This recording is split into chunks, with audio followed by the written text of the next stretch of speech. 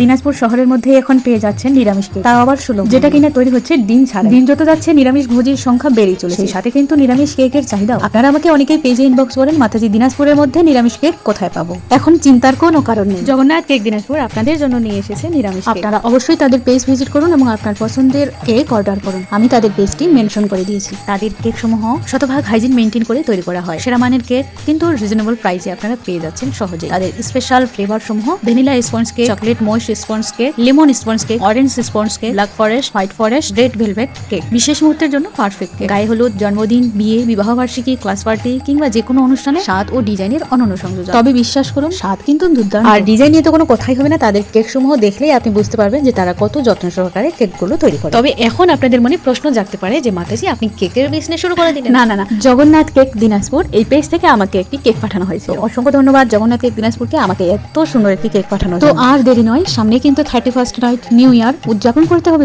তো এখনই তাদের পেজ ভিজিট করুন এবং আপনার পছন্দের ফ্লেভারের কেক অর্ডার করে ফেলুন।